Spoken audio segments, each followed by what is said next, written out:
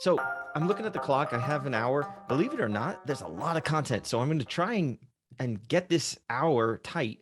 And like I said, there is some interaction. So I do want to hear from you folks. And you might have to, one at a time, sort of go near the computer for the best integrity sound. But let's jump into it. And if I'm going too fast, like stop me. Obviously, if I see someone like walking around, give me like, yeah. But we've done this before, so let's rock it. Okay, first and foremost, the prologue. Who am I? What is this? Huh? Give me some. Hi, how you doing? So very quickly, I don't want to make this about me, but I am a brand focused creative director and designer, and I've done a little bit of everything over the years, but it always comes back to branding. So that's my world. That's my wheelhouse. I'm not really an advertising guy. I'm not really a UX slash product slash software guy. But that's okay. And I spent my career in New York until moving to Arizona, basically in 2018. And that's a whole story. I'll leave that alone. But yeah, good to meet you. Nice to have. Thank you for having me here. Is what I meant to say. So let's talk about mood boards super broadly. We're going to get into it super broadly. Let's agree that this is a visual tool used by us creatives, right, to share complex ideas. Now, obviously, that's just one line, but within that, right, it is visual. It is a tool. It's not the end of the process. And this idea of complex ideas, this is things that are too complex to express with just words, like a paragraph, or just images. It's not just a folder of images. This is actually a construction. And when it's done well, it is an extremely powerful tool. So that's really what I want to bring you into. And again, my background comes from branding, but you can totally use this in a million different contexts. Here's the value, or here's the value proposition. Clients, partners, internal, whatever, stakeholders can adopt your thought process by looking together at a mood board. And that's huge because then you can create what's often called buy-in and agreement. So whatever project you're working on, whether it's developing a brand, putting together a photo shoot, creating a television show, whatever it is, if you have people agreeing on the broad creative outlines, everything will be better. There'll be fewer arguments, fewer stopping points, fewer revisions, you name it. If you can get people on the same page from the start, especially with these complex ideas that are sometimes hard to express in a brief, or certainly, a text message. God forbid you have CEOs now texting individual designers and like giving feedback, make it zing. It's like, oh God, that's terrible.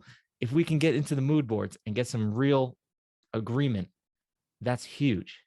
Okay, so keep that in mind as we go forward here. Okay, part one, and there's 5 parts. If I'm going fast, forgive me. I just sent Professor Khalili, Mina, the file so she can share it and you can examine it later. Let's talk about this concept of brand visual style. Now, this is my phrase, but you can steal it. I don't know if I ever heard that somewhere. This is the idea that when you're talking about brands, you're talking about more than just the logo, right? I've heard this called Gestalt, where you have the whole is greater than the sum of the parts. And essentially, it's when you add up all the things, right? So you have logos, yes, you have type, you have color systems, you have graphic devices, just like repeating elements like diamonds and stripes and whatever, textures, materials, icons, you name it.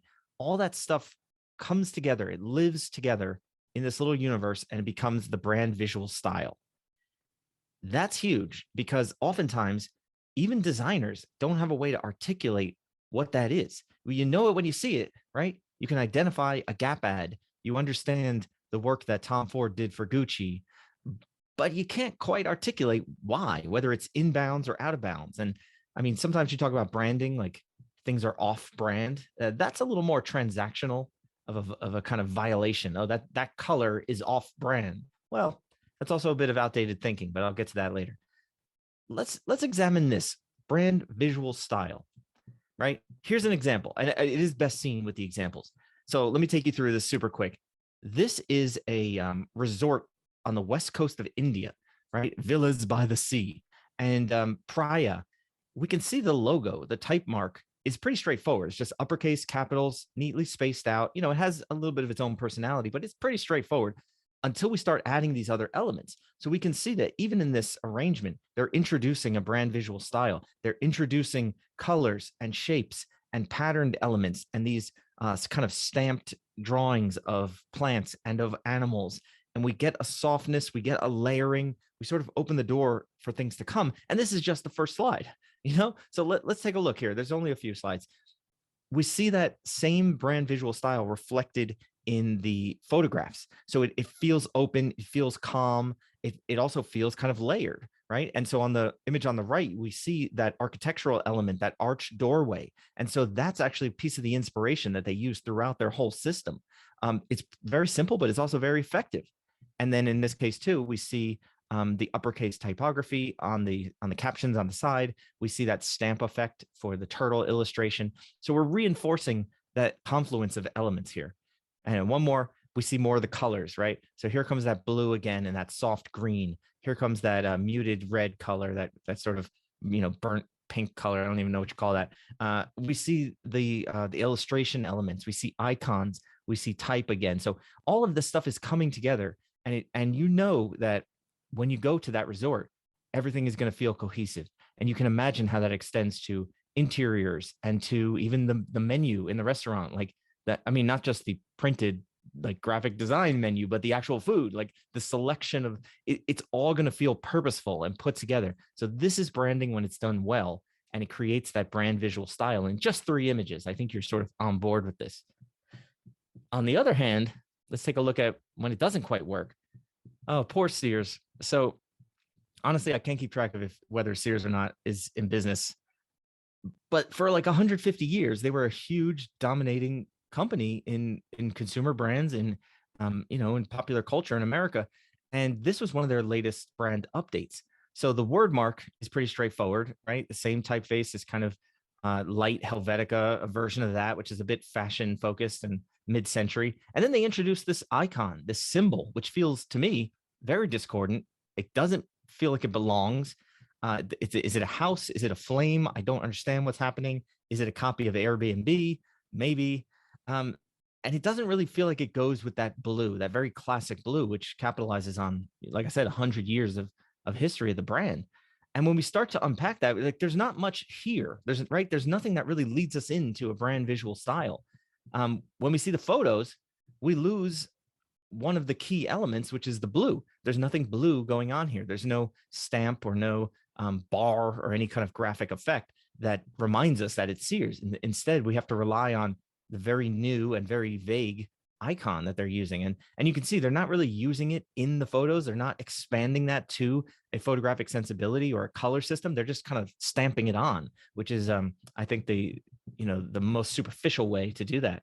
And the images themselves kind of vary. So we have, full dynamic range, very bright images, but then there's high contrast elements and very dark. And we have interiors and tabletop and close-up models and faraway models. And there's a lot happening here. It doesn't necessarily feel like it comes from the same place, if not for that stamp, right? And then when we go to the website, it gets even worse. We change the typeface, the one typeface. We lose the blue color for this turquoise background sort of thing. And then we introduce an entirely new photographic posture with this idea of studio shots that are against that background, or maybe they're cut out entirely. So then it's like, hey, wait a minute, you're introducing 3 different styles, whether it's the logo and the brand materials, whether it's the social media, or now with the website. So they're really fracturing the brand visual style instead of introducing one. And by the way, I just noticed in the upper right, you can see the treadmill, that there's like a selection error and half of the control panel is like, cropped out in the background. That's so funny. That's like, rookie Photoshop stuff right there. So the point is, creating a brand visual style is immediately linked to the mood board, right? As you do the research to assemble your mood board, you're also experimenting with brand visual style. And once your mood board is settled, it becomes a reflection of that brand visual style. So you're going to see these things working together, inextricably. You can't separate them. So let me demonstrate. It's all about the demonstrations, right? Let's keep going. Visual research. It goes right into brand visual style. But let's talk about this. So there's essentially 2 kinds of visual research. The first is very specific. It's almost like you're looking for something through history, right? If I wanted to say, how are shoes sold in 1948? That I'm looking for specific ads, specific posters, specific packaging. I'm going through a chronicle and trying to find sources that way. That's almost like a work of journalism, or if I'm researching a book or something. That is one aspect of visual research, absolutely. But the other is what we're really talking about, which is this inspiration finding, this hunting for references, starting points. You're not really sure what you're looking for, but in aggregate, you're hoping to see patterns and you're hoping to find something that reflects the challenge of the day. So that's really what design is. And it's used in everything, man. It's used in fashion, in film, in product design, furniture design, you name it. People are doing this sort of thing with visual research. And I know in the fashion world, like in fashion advertising, they call it swipe images. And you're just kind of looking through old magazines and library books. And it's basically visual research.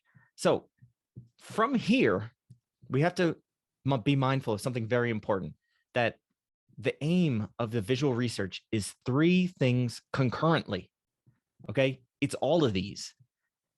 Number one is definitely to illustrate abstract concepts. So this is where that idea, when you just say something like maturity, well, what the hell is that? You can't take a photo of maturity, but through collecting images, through assembling, you can help others understand how you interpret that abstract idea, right? Definitely inform the brand's aesthetic and taste. So whether it's a personal brand, whether it's a client, whether it's an organization, even a country, there is this idea of showcasing how it's going to look. How does it feel all together? And again, that's all about pattern recognition. And then the last one is super important, especially for graphic and web designers. You have to find actual samples that you can use as a jumping off point for your next steps of the design. And it doesn't have to be a whole object. Like, you're not copying, but you're sort of understanding that something is intriguing you. And it could just be like the tail on the lowercase g of a poster that you found, that sort of thing. And it gets you going down a road and you start sketching and you start coming up with new ideas. And I think you're going to see that having the source material is super important at this stage, and it should be in your mood board. So again, take this slide, keep it handy. It is all three of these concurrently. And you've done your research well when you can tick all three of these off the list, right? Let's keep going. I know I'm moving fast here, folks. Categories of research. Similar to the brand visual style, you want to make sure you're covering the bases. You got to have the inventory, right? Definitely look at color systems, look at texture and materials, fabric, metal, wood, doesn't matter. Absolutely type, and not just type samples from a font publisher, but type usage. So find a movie ticket stub, right? Find a business card, find posters and books and things that are produced, and just crop in and be like, I don't know what's going on here. I just want to see that type sample. I like that pairing. I like the weight of that uppercase. There's something compelling about that little script S, that type of thing. So typography samples, cultural and national symbols. We'll talk about that in a second. Thematic ideas, again, maturity. You start to see these things repeating. Graphic forms, it could be something as simple as circles. And then another one is diamonds. You're right. Those patterns will emerge. Photographic style and illustration style is also very important, especially if you're commissioning or hope to incorporate photo and illustration down the road. And that could be something as simple as, hey, when we do portraits, we want to use 3-point lighting, or we always do live. We don't do studio photography with like a sort of solid background. Things like that can establish the brand visual style very early on and can serve as a starting point for anyone else working with you. Sources, very quick. You can refer back to this. I think you're familiar with most of these, right? Pinterest, I'm a big fan. Google Images, absolutely. Flickr, still around, I think. And you can search for Creative Commons images on Flickr as well. There's a setting that you can look, and people, citizens have released their photos for your usage. So you can even use them in commercial projects, depending on the certain type of license. Unsplash is good. It's especially good for like landscapes and things that don't have people involved. So if you just need bricks, if you just need, a sort of alpine scene, So you could probably find that on Unsplash. I think they're pretty decent quality. And then don't forget about printed sources, right? Thumb through those books and magazines, see what's lying around your house. Go to a garage sale, pick up a coffee table book from 1978. You'd be surprised. There's some great imagery in there. Adobe Stock has a whole section called free, which is if you have Creative Cloud, it's free. There's no additional cost. You might find some good stuff there. And then, of course, your own photos. If you take a lot of photos, go back through your library. See if you were, for some reason, fascinated by the manhole cover you found in Paris, France.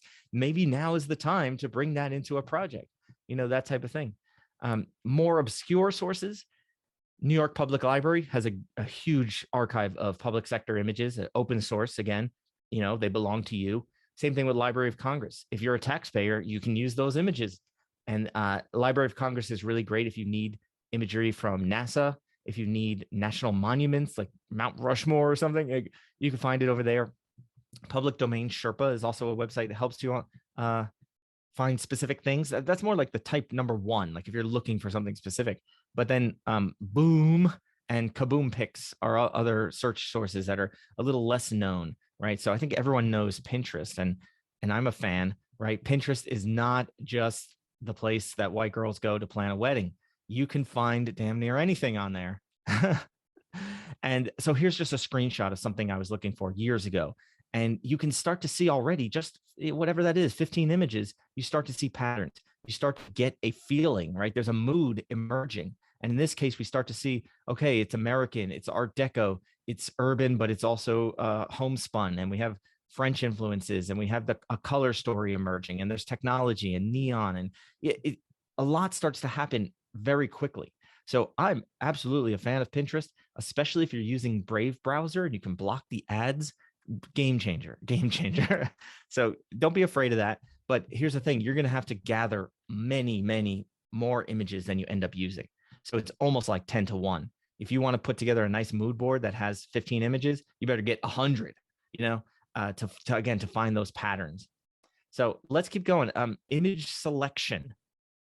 Before we talk about mood boards, we're still in the visual research area. Selecting images is crucial. Let's talk about this. First of all, stay away from, this is not a real book, but you can imagine the classic stock photos, the cliches, the visual puns, the same crap you've seen for 30 years. Stay away from this. And you know it when you see it too, right? Okay, women eating salad is almost an internet joke already. But same thing with this handshake photo, the silhouette images. I can't stand these. They're so distracting visually.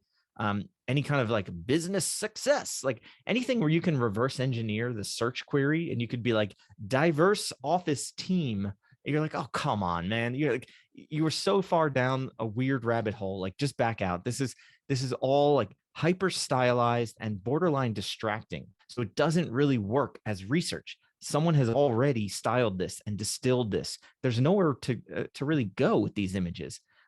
So stay away from them, but especially the fact that they're kind of like over the top with the models and the posing and the retouching, and they're already done. You need raw stuff. You need something that's a bit unpolished that you can do the refining, if you like. So stay away from the cliche stock photos. This should be easy, by the way. Here's another thing. If you're trying to embrace an abstract idea, do not find a word of that idea.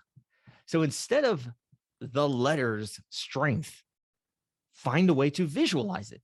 So, right, instead of the dictionary definition of strength, go for human strength, whatever that means to you. Or maybe it's mechanical strength and material strength. That's another form of strength. And these ideas are subtle, but they are conveyed in aggregate. So it's absolutely important that you stay away from the word. You know what I'm saying?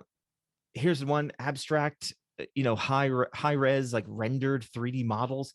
These are so damn weird that to include them in visual research is almost a fool's errand, because people are just going to pause and say, wait, what the hell is that?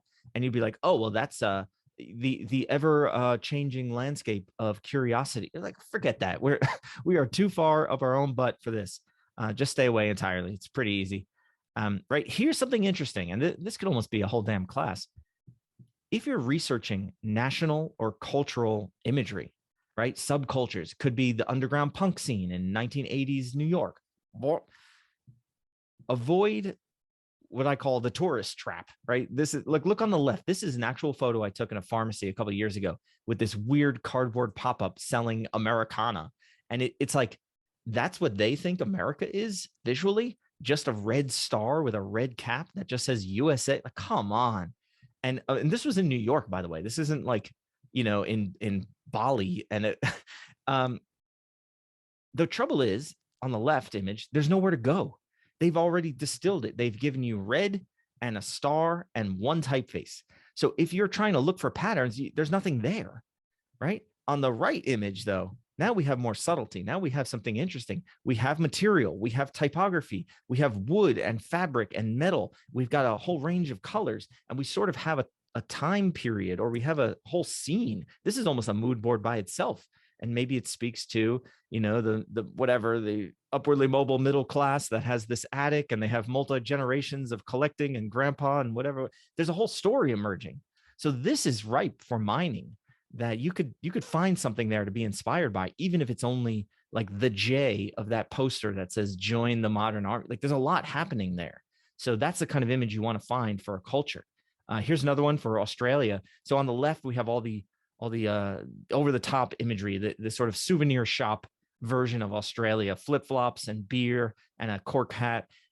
That's not what we want, right? We want something on the right. Like, this is a Flinders Street station in Melbourne. And this is like an iconic building that lends that very unique color to a lot of things in Australia. But it also, look how much texture is there. Look how much shape is there. So you could zoom in just on one of those windows and say, you know what? I don't know why, but there's something compelling about the proportion of those rectangles and those windows. Let's go for that. And the people who are in the know will appreciate that. There's room to sort of run within that and still be Australian, if you like. I'm going fast. I feel like I'm running out of time here. Okay, this is the interactive part. We are going to do a little exercise. And I mean, we've really got to keep it brief. It's got to be like a minute each. I want to hear from you what mood is created. So, Mina, do you want to take the first one since you're sitting right there? Yeah, sure. Let's do it. I'm going to show you the mood board and just riff on it. Just talk about it. What are you feeling? What sort of mood? What sort of abstract ideas, right? Here's what we don't want to do. We don't want to just call things out. Be like, I see red. I see the color red. I see an uppercase font. That's not the point. The point is to get abstract and sort of imagine like you're a client or a stakeholder. Now you've instantly been brought to this, what I call alien world. Like, you're living in this mood board. Talk us through it just for like a minute, right? And then we'll switch to, there's a couple of these. So I think we could all do one, frankly, a small group here. Okay, here we go. Mina, take it away. Oh, and that's what it is. It's an exercise. We're going to work back. Okay. Oh, okay. So youth shapes. If I'm an alien, then I don't know that's chess, but it looks like there's some sort of animal. There's a lot of fog, so I'm thinking, well, it's not fog, it's actually trees in the background, but there's some sort of coolness. There's a lot of like cold going on here. But I see a lot of youth, and I'm far too close to this particular show. I shouldn't be talking about it. Oh, and a lot of hard lines. But yeah, some good hard lines that are happening. Yeah, absolutely. And I mean, that was great. We've got some abstract things like youth, and we have coldness, and that could be just describing the photos, but also, physically, like temperature. Let's do a quick inventory. We have material, we have color, we have a photographic style, I think. We have shapes, like you mentioned. We've got squares and circles and icons and illustrations. And we've got type as well, right? So we've got quite a lot to go with here. And I think that you're instantly transported. And you could examine this even further and say, okay, is it modern? Is it classic? Is it feminine? Is it masculine? That sort of thing. You can examine it along these continuum that are commonly talked about in design. But that's the idea, is that when it all comes together, you instantly get to go there, right? And it is based on the TV show. So I've given that away.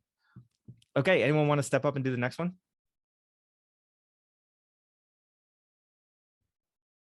Someone will do it. Okay, it might be hard to hear from there, so feel free to come on up. All right, let's talk about it. Shout it out, come on. Mitchell. Anyone? Feels futuristic.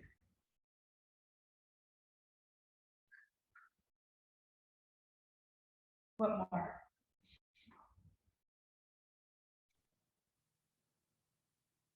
What do you think? Are we leveraging a cultural or national aspect?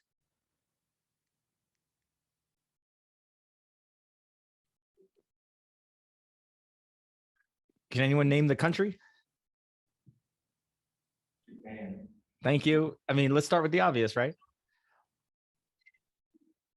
Okay. Yeah, there's a lot of circles too, a lot of repetitive stuff going on as well, and figures that are both playful and commanding.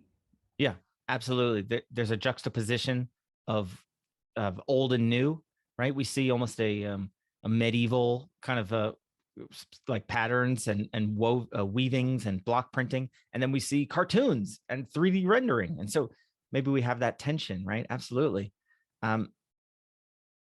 There's also a sense of structure that everything is kind of vertical, so it feels urban, it feels city like. So we're actually using the layout to impart some meaning as well, right? This is fun. This is awesome. Let's keep going. We'll go quickly, but basically, I want to hear from all of you because there's only like 7 of you here. All right, let's talk about the next one here. Same thing. Go for some abstract ideas. Talk about how color works, how patterns work. Go ahead. Okay, looks like that's Art Deco. It's very structured and linear, angular, refined.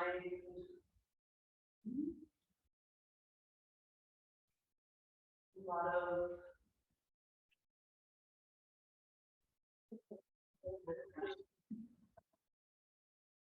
like classic Noir. yeah. Gold too. Gold, yeah, like upper class, I guess, like very.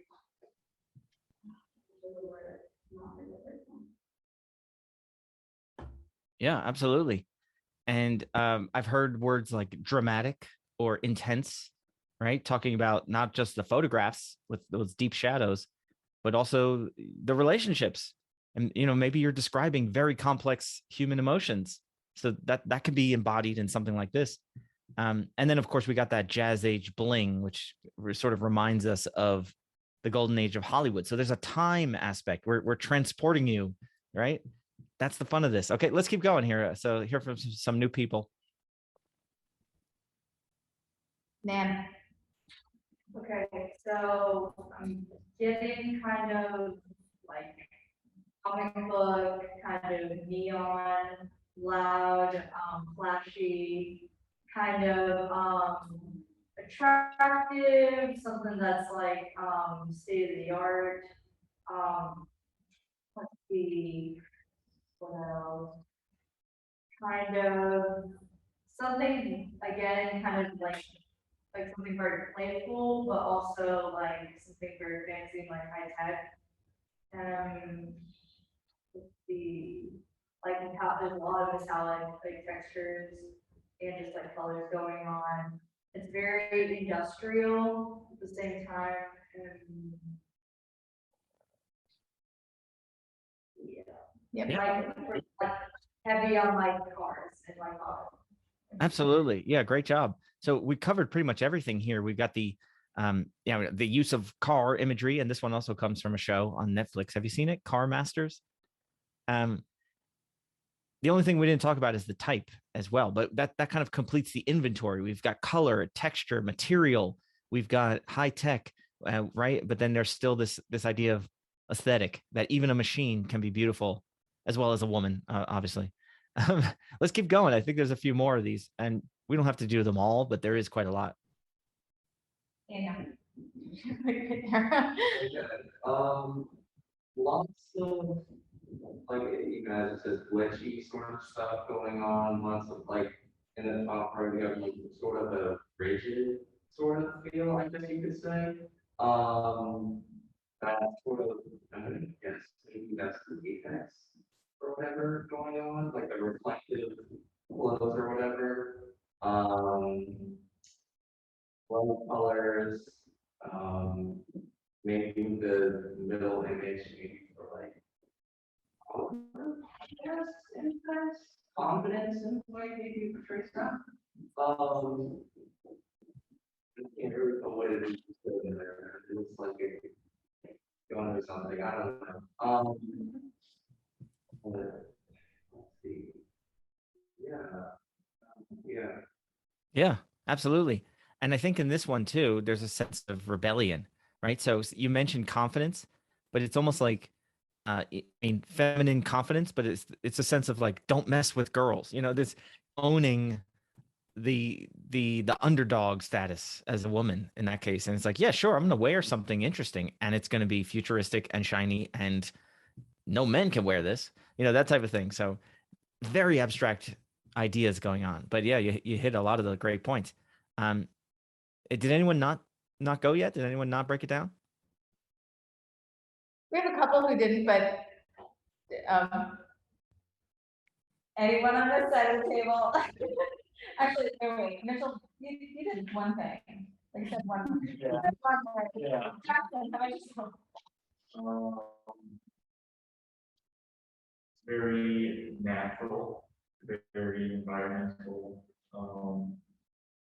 very serene, calming. I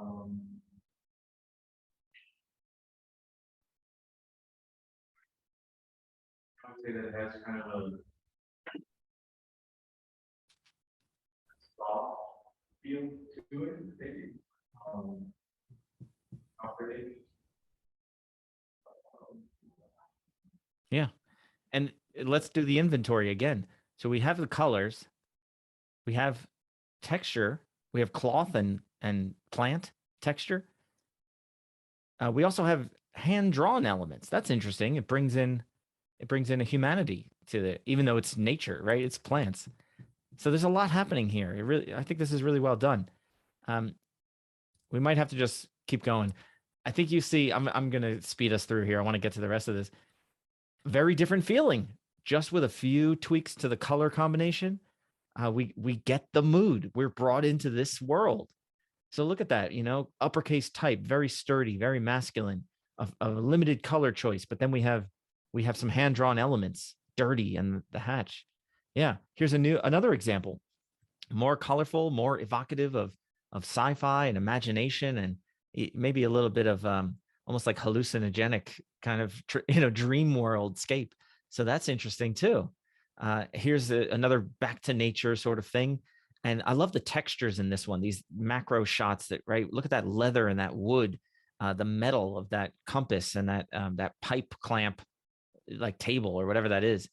Books are all about texture and tactility.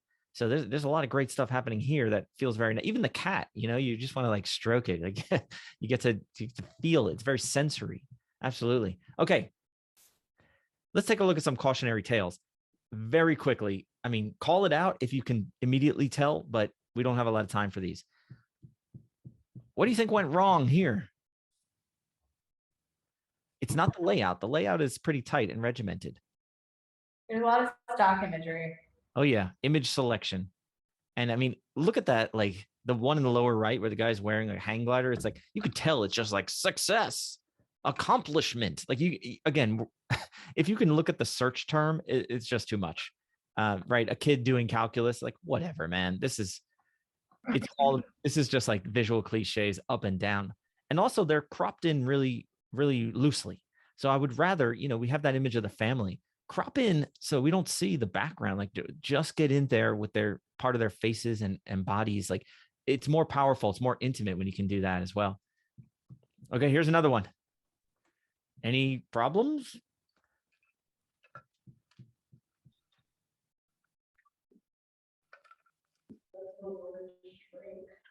That's the word strength, you kind of said. Yep, absolutely. It doesn't feel connected. Yeah. None of them feel connected. Yeah. And this one is chock full of really abstract images. So, I mean, look at the whole left side. We have neon scissors, fireworks in the shape of a heart coming from a hands. Like, what? So it's not just a visual reference at that point. It's presented and cropped in such a way that that's supposed to mean something, but it doesn't. And same thing with that question mark. It's not just a question mark for typography's sake. It's a photo of a painting of a question mark. That is presented as if I'm supposed to understand it. And I think that missteps it. And then also it chooses like every color for the color palette, which kind of defeats the purpose. And then of course there's that weird spiral thing. So consider your layout. You don't want to distract and confuse people. You want to bring them into your world here, right? And I think there's one more. And oh boy, believe it or not, this is a real sample that someone submitted for a class of mine. And these are all real samples.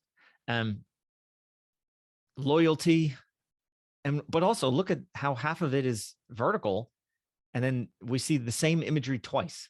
So we have that, lightning twice. We have the artist palette twice. We have the heart-shaped objects twice. This was just not a great effort, really. I mean, if you're doing a mood board, do it properly. You know what I'm saying? So just a cautionary tale of like, when it works, you know it immediately. And when it doesn't work, you also know it immediately. Okay, let's move to the next part here. So now that we've experienced it, let's talk about creating our own. And I think you can, your seniors, right? Or your advanced students, I think you have the skills to make one, but let's take a framework or an underlying, sort of starting point to make it simpler, to make it more succinct. And this is what I call the shape of the mood board. And basically I defined a pattern recognition, right? I've observed there's kind of a continuum of how the layouts work. So not just the image selection, but the actual layouts. And on one side, they're very controlled. And on the other side, they're very wild. And let's break it down. So we have these 5 species, I call them. First is the true grid. And again, here come the examples, right? It's a grid. We see rows, we see columns. From a layout point of view, it's extremely straightforward. So the challenge here is image selection, how to create and crop very interesting images in each box, in each cell. And in this one, I think it's extremely well done because every single image is like its own little world. And you're looking at it, you're like, man, what's going on there? And what's going on there? And what's going on there? But between the colors and the imagery and the textures and the type and everything else, it forms that mood. So even with let's call it a basic layout, we still get the power of the mood board. We still get that value. So this one is gorgeous. I could stay here all day. Here's another one that's it's vertical, but it's effectively the same thing, where each box has its own story, has its own color system, its own typography. And in aggregate, we get it. We get the mood. It's beautiful, right? And it doesn't have to be complex. The true grid can also be shapes that aren't boxes. So here's hexagons in a honeycomb pattern, a closed pack pattern. Same thing. It relies on image selection and cropping. So this one has a lot of patterns. It is very busy, but it's also intricate and it's also sardonic. So choosing what goes in all these frames is absolutely the bulk of the challenge for this category. Okay, moving on. The modified grid, so like the true grid, you can see rows and columns at work. You can see the structure, and especially if the brand you're working with has structure or organization as part of its tenets, you can absolutely use something like this. But you can also see that a few of the frames, a few of the boxes will combine. And so you have some that are bigger and some that are smaller. And we have elements floating on top and maybe breaking the grid a little bit. So it is very grid-like, but it has that aspect of going a little bit unrestricted. So we're moving toward the wild just a bit, right? This is lovely. We see all the elements. We've got photos and textures and materials and type and color. Beautiful. Here's another example, very much leaning into relationships, I would say, the human aspect of it, right? We see hands touching. We see a baby tiger, so you just want to pet that as well. Great color system overall. but we can still see the grid. We can still see the rows and columns where they are, right? Here's another example. And this one's mine, actually. So we see 4 columns, and then within those, we see different colors, different aspects, different photos and illustration sources. And I'm always working on this, by the way. So find me again next week. It might be different. That's the modified grid. The most common one that I've observed is what I call masonry. And you might have heard this in web design, that this is a common layout term, where it's, you know, the metaphor of an actual like stone wall or something built. And it has a grid feel, but actually it's not measured to be rows and columns.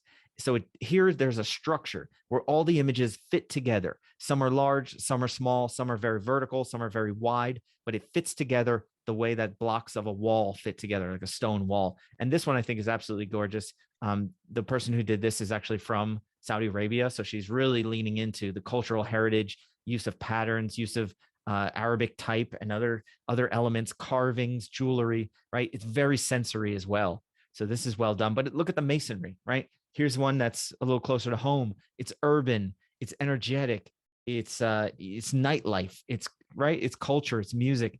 But the way it's laid out is with this masonry idea that some boxes are small, some boxes are big. And the challenge with this layout wise is how do you direct the eye? Because if something is larger, it's going to command more attention. So you have to balance the intricacy of each photo with the overall layout. And there are ways to do this. It takes some practice, but this is a very common one, and it can be extremely powerful when it's done well because it feels energetic and freeform, but actually there's almost a subliminal structure going on. So people who are attracted to structure, right, your accountants and whatever, they'll feel like, oh, this is well done because they can feel that structural element to it. Not to throw accountants under the bus. Here's another example, really lovely. In this case, the person is using the gutters. That each image has that internal white border, and then they leave space for that background of that gutter. And altogether, it just feels very purposeful. The selection of images, the consistency of textures and natural elements and stamps and illustration, right? Very lovely. And effective, I should say. It's not just about looks here, of course, right? Okay, moving on. 2 more. We have this idea of the collage. And here we're seeing that the grid is almost gone. It's just imagery. We're closing the gaps, we're removing those gutters, and we're letting things overlap. So that's the main characteristic of the collage format, is that you're allowed to have things just kind of floating on top. You may have a lot of images that are pressed right up against each other. You can leave a little bit of space as well, but it has this aspect of being assembled, of being everything kind of put on top of each other the way that we used to do with collage and actual paper. Here's another example that leaves a little bit of gap so you can see the white space in the background. But clearly there's an overlapping quality to this. And this one is challenging because you don't want to create distracting little tiny overlapping elements, little weird aspects of photography. You have to be careful on how you overlap things so that you're not creating visual clutter. It's a fine line, but if you want to go this route, if this feels appropriate for the project, absolutely feel free to overlap things. Feel free to have a little more dynamism to make things diagonal. That's totally fine. And of course, you can actually do a literal collage. Like you can use skeuomorphism, make it look like a bulletin board or a scrapbook, as this person has done here. So here we see those fabric swatches. We see photographs, almost like a road trip sort of collection. And then, of course, the wood texture, which is evocative of an actual table or a bulletin board or something. Totally fine. It still creates that mood and still serves the purpose as visual research. All right. And the last one here, I'm going quickly, I know. This one I call Galaxy. And this one's tough because it's kind of weird on purpose. And there's no grid. There's no rhyme or reason. It's just a bunch of crazy shit like floating. But at the same time, we get that mood and we get brought into this idea. And we look at each image because it's so purposefully chosen. So there's not a lot of waste. There's not a lot of fluff. It takes a lot of effort to make something look haphazard and still accomplish the point of still conveying those abstract ideas. We don't see a lot of this But when we do, it's often really interesting to see how they pulled it off and to reverse engineer it a little bit, right? Here's another one, extremely minimal. I mean, this almost feels like kind of Scandinavian detective show, like very, very bleak, but also beautiful at the same time. And this person found a way to link those bottom three images, the organic roof line, the folds of the pants, and the, of course, abstract painting. So there's common forms within the images, even though there's just a very limited color system, very limited type samples here. So that is a format. It may be tough to pull off, but that's an option as well. So always consider the format. All right. Now, let's talk about building it.